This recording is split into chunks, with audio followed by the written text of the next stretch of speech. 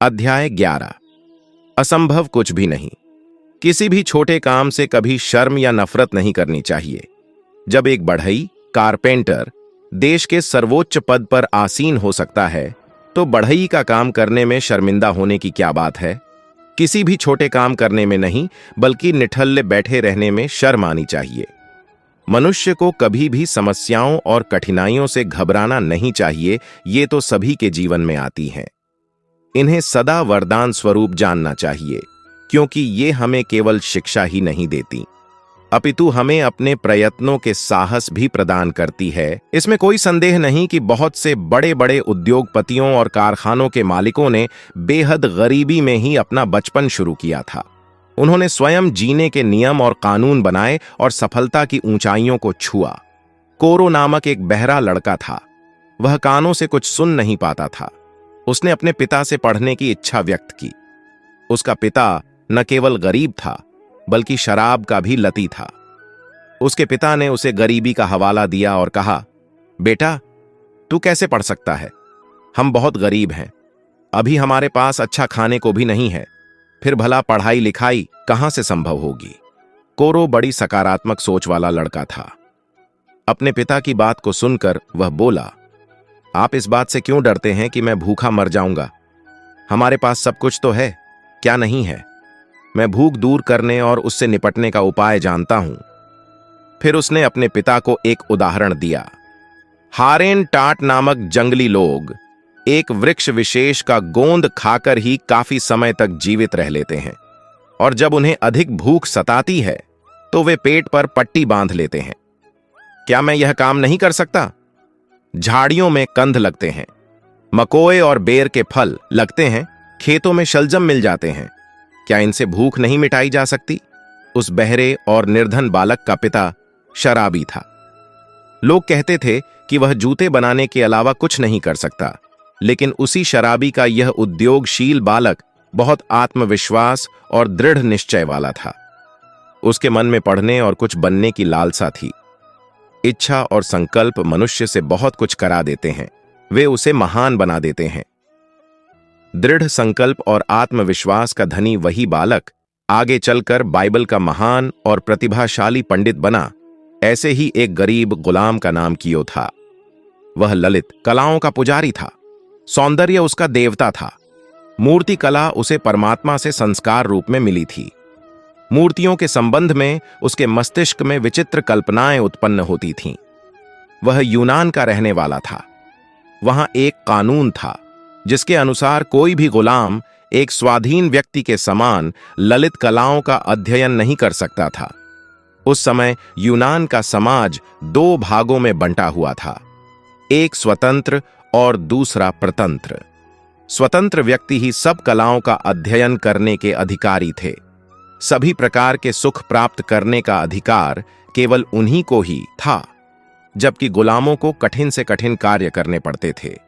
जिन दिनों यह प्रतिबंधात्मक कानून लागू किया गया, उन दिनों कियो एक से एक सुंदर मूर्तियां बनाने में संलग्न था। वह संगमरमर के टुकड़ों पर अपनी अनूठी कला से प्राण फूंक रहा था। उन मूर्तियों में उनकी आत्मा का सौंदर्य झलकता था। वे मूर्तियां उसके हृदय का प्रतिबिंब थीं। उसका ध्येय एथेंस के महान नेता और शासक पेरिक्लीस से पुरस्कार प्राप्त करना था, किंतु ललित कलाओं को लेकर वहां के जो कानून थे, उसके विषय में सोच सोचकर वह निराश हो जाता था।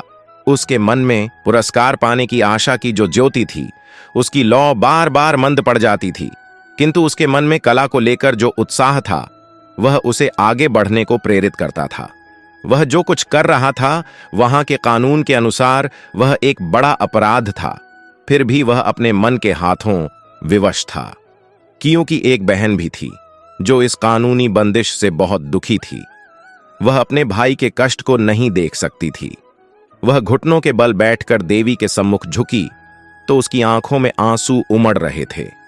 वह देवी से प्रार्थना करने लगी, हे मां, तुम हमारे घर की पूज्य देवी हो, मेरे भाई की रक्षा करो। मैं अपना मस्तक तुम्हारे चरणों में रखती हूं। केवल तुम्हारी कृपा से ही हमारे जीवन की रक्षा हो सकती है। वह अपने भाई के पास आई और उससे बोली, भाई, तुम मकान के नीचे तहखाने में जाकर अपना काम करो। अपना सब सामान भी वहीं ले जाओ। मैं भोजन पानी तुम्हें वहीं पहुंचा दिया करूंगी। तुम अपने काम को चालू रखो। जैसे भी होगा मैं तुम्हारी मदद करूंगी। भगवान अवश्य ही हमारा साथ देंगे। कियो अपना सामान लेकर तहखाने में चला गया और दिन रात अपने काम में लगा रहा। वह अपनी प्रतिभा के पुष्प संगमरमर पर बिखेरता रहा और बहन उसकी सेवा में लगी रही। अंततः एक समय आया जब एथेंस में कला प्रदर्शनी का आयोजन किया गया। सारे यूनान वासियों को इसे देखने के लिए आमंत्रित किया गया। अघोर नामक स्थान पर प्रदर्शनी का आयोजन हुआ। पेरिक्लीज इस संपूर्ण समारोह के अध्यक्ष बने। यूनान के महान मूर्तिकार फीडियस, दार्शनिक सुकरात तथा सोकोलीज आदि महान व्यक्ति उसके नजदीक बैठे थे। श्रीमती एस्बीसिया भी वहां विराजमान थीं। देश भर से लाए गए उच्च कलाकृतियों के नमूने वहां मौजूद थे। पृथक पृथक कलाकारों की कलाकृतियां पृथक पृथक खंडों में रखी गई थीं, लेकिन सबका ध्यान बार बार एक खंड विशेष की ओर खींच रहा था। उस खंड में रखी मूर्तियां देखकर ऐसा प्रतीत होता था मानो कला के देवता अपोलो ने स्वयं उन्हें अपने हाथों से गढ़ा हो। वे इतनी सुंदर थीं कि सब लोग उनके निर्माता का नाम जानने को उत्सुक हो गए। दूसरे कलाकार भी उन मूर्तियों की सुंदरता और उनसे टपकती ताजगी को देखकर उस अज्ञात कलाकार से ईर्ष्या करने लगे थे। कला समीक्षक और कला के पारखी भी उन मूर्तियों के सृष्टा को देखना और उससे मिलना चाह रहे थे। तभी चारों ओर से आवाजें उठने लगीं। इन मूर्तियों को बनाने वाला कलाकार कौन है? कौन है जिसने ये मूर्तियां बनाई हैं? कोई उत्तर न मिला। चौबदार बार बार आवाज लगाते, किंतु उत्तर था कि मिल ही नहीं रहा था। क्यों मारे भय के सामने आने का साहस ही नहीं कर पा रहा था। जो कुछ भी उसने किया वह एक भारी अपराध था, लेकिन क्यों अपने दिल के हाथों मजबूर था।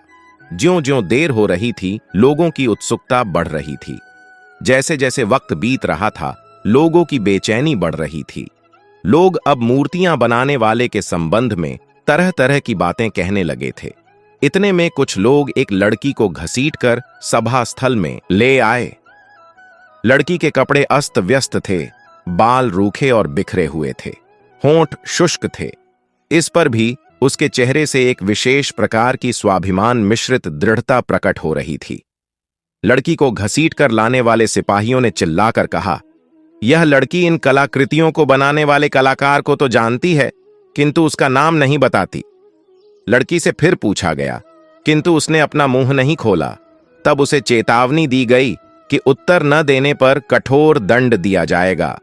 उसने फिर भी मुंह नहीं खोला। पेरिक्लीज सहित सभी दर्शकों की जिज्ञासा और उत्कंठा बढ़ रही थी। तब पेरिक्लीज ने कहा, कानून का पालन होना ही चाहिए। इस लड़की को कैद खाने में डाल दो। आदेश का पालन होता। इससे पहले ही एक युवक भीड़ में से निकलकर पेरिक्लीज की ओर लपका और दौड़कर उसके पैरों में गिर पड़ा। वह बोला, मेरी बहन को क्षमा कर दो, उस पर रहम करो। वह निर्दोष है, दोषी वह नहीं, मैं हूं। ये मूर्तियां मेरे गुलाम हाथों ने बनाई हैं। युवक के बाल उड़ रहे थे, किंतु उसकी आंखों में प्रतिभा की ज्योति चमक रही थी। युवक की बात सुनते ही भीड़ क्रुद्ध हो उठी। गुलाम और कला सभी ने क्रोधित होकर सस्वर कहा, इसे जेलखाने में कैद कर दो। लोगों की भीड़ जैसे ही उस युवक पर आक्रमण कर देना चाहती थी, पेरिक्लीज तत्काल खड़ा होकर बोला, नहीं, यह नहीं होगा। जब तक मैं यहां उपस्थित हूं, ऐसा अन्याय नहीं हो सकता। एक बार इसकी कलाकृतियों को, उन सुंदर मूर्तियों को देखो। मानो कला के देवता अपोलो स्वयं कह रहे हैं कि यूनान का कानून कितना क्रूर है। कानून का उद्देश्य कला का विकास करना है, न कि उसे प्रतिबंधित करना। यह समूची कला और समस्त कलाकारों का भारी अपमान है। हमारा कला प्रेम और कला के प्रति समुचित सम्मान ही हमें अमर बना सकता है। इस युवक का स्थान बंदी गृह में नहीं, इसका उचित स्थान मेरे स्थान के समीप है। इसे मेरे पास लेकर आओ। हजारों दर्शकों की भीड़ के सामने श्रीमती एस्बीसिया ने कियो के सिर पर विजय मुकुट रख दिया। कुछ दर्शक जो इस निर्णय से खुश नहीं थे, चुप रहे और कुछ ने हर्षध्वनि की। इसी हर्षध्वनि में एस्बीसिया ने उस गुलाम युवक का चुंबन लिया और इस घटना के बाद एथेंस का एक पुराना कानून बदल गया। यदि आप में कुछ करने का जज्बा है तो आपके लिए असंभव कुछ भी नहीं है। डिजराइली भी आरंभ में बहुत दुर्भाग्यपूर्ण जीवन बिताता रहा था। उसने कहा, जो बातें एक बार हो चुकी हैं वह दोबारा भी हो सकती हैं। न मैं गुलाम हूं और न कैदी था। अपनी शक्ति से मैं सब विघ्न बाधाओं को दूर कर सकता हूं। उस समय कोई भी अवसर उसके अनुकूल न था, सब कुछ उसके विपरीत था। उसे हतोत्साहित करने के लिए प्राचीन उदाहरण पर्याप्त थे। वह प्रायः सोचा करता था कि जब जोसेद नाम का एक निर्धन व्यक्ति अपने परिश्रम से मिस्र का प्रधानमंत्री बन सकता था, तो मैं प्रधानमंत्री क्यों नहीं हो सकता। उसने प्रयत्न किया, वह छोटे दर्जे के लोगों से ऊपर उठ गया और राजनीतिक व सामाजिक शक्तियों का स्वामी बन बैठा। ब्रिटिश संसद के सदस्यों ने उसकी खिल्ली उड़ाई, उसे घृणा की दृष्टि से देखा। लोग उससे सहमत नहीं हुए। फिर भी उसने कहा, समय आएगा तो तुम्हें मेरी बात सुननी ही पड़ेगी। आखिर वह वक्त आ ही गया जब भाग्यहीन समझा जाने वाला वह व्यक्ति इंग्लैंड का प्रधानमंत्री बन गया और लगभग 25 वर्षों तक वह विशाल ब्रिटिश साम्राज्य का भाग्य विधाता बना रहा। बहुत से व्यक्ति कुछ नहीं करते, कुछ करना भी नहीं चाहते और केवल भाग्य का रोना रोते रहते हैं। यहां मैं एक ऐसी विधवा स्त्री का उदाहरण दे रहा हूं जिसे अपने 3 पुत्रों का और एक बात सदा उनके मस्तिष्क में रहती थी कि असंभव कुछ भी नहीं है। उन्होंने शिक्षा प्राप्त की और उनमें से एक धर्मोपदेशक चर्च का पादरी, दूसरा शल्य चिकित्सक और तीसरा अध्यापक बना। क्या अब भी आप अवसर नहीं मिला, या मैं भाग्यहीन हूं, अथवा किसी ने हमारी सहायता नहीं की कहकर अपना जीवन नष्ट करते रहेंगे? जीवन में सफलता प्राप्त करने के लिए कुछ ही गिने चुने मार्ग हैं जिन पर चलकर आप सफलता प्राप्त कर सकते हैं, प्रभावशाली व्यक्ति बन सकते हैं, अपने जीवन को बदल सकते हैं। युवाओं को श्रम के किसी भी कार्य में शर्म नहीं करनी चाहिए। घृणा का भाव भी मन में पैदा नहीं होना चाहिए। ईमानदारी से किए गए कार्य को करने से व्यक्ति छोटा नहीं होता। उच्च कुल का व्यक्ति कारपेंटरी करने से भी सदा उच्च कुल का ही रहेगा। सकारात्मक भाव से सोचो, क्या आप में इतनी हिम्मत है कि आप बाधाओं का सामना कर सकें? क्या आप एक बार असफल रहने पर एवं उसका कारण जान लेने पर पुनः सफलता के मार्ग पर आगे बढ़ने की इच्छा रखते हैं? क्या आप में अपने पैरों पर खड़े होने की शक्ति है? क्या आपको अपने उज्जवल भविष्य का विश्वास है? यदि आप इन सबके लिए तैयार हैं तो सफल होने से आपको कोई नहीं रोक सकता। आपको उस निर्धन बालक से नसीहत लेनी चाहिए जिसे कोई नहीं जानता था, किंतु आगे चलकर उसका नाम सारे संसार में व्याप्त हो गया। एक दिन वह निर्धन बालक अमेरिका का भाग्य विधाता बना। एक समय था जब उस बालक को निर्धनता के कारण स्कूल की शिक्षा भी प्राप्त न हो सकी थी, किंतु वह अपने कार्यों से मानव मात्र की प्रशंसा का पात्र बन गया। उसने अमेरिका को 2 भागों में बांटने से बचाया और 4 लाख गुलामों की आजादी का मसीहा बन गया। आप इस बात की कल्पना करिए कि एक दुबला पतला और बेडौल सी शक्ल सूरत वाला युवक कुल्हाड़ी से वृक्ष काट रहा है, लकड़ी के मोटे और भद्दे तख्तों से बनी कोठरी में रहता है जिसमें कोई खिड़की इत्यादि भी नहीं है। जिस चूल्हे की अग्नि में खाना बन रहा है उसकी रोशनी में वह गणित और व्याकरण का अध्ययन कर रहा है। उसके मन में अकस्मात ब्लैस्टोन की पुस्तक पढ़ने की इच्छा हुई है और मीलों पैदल चलकर उसने वह पुस्तक एक परिचित से ली और लौटते समय मार्ग में ही उस पुस्तक के 150 पेज पढ़ लिए। जानते हैं वह युवक कौन था? वह युवक था अब्राहम लिंकन। आज भी संसार में ऐसा कौन है जो उसके नाम से परिचित नहीं है?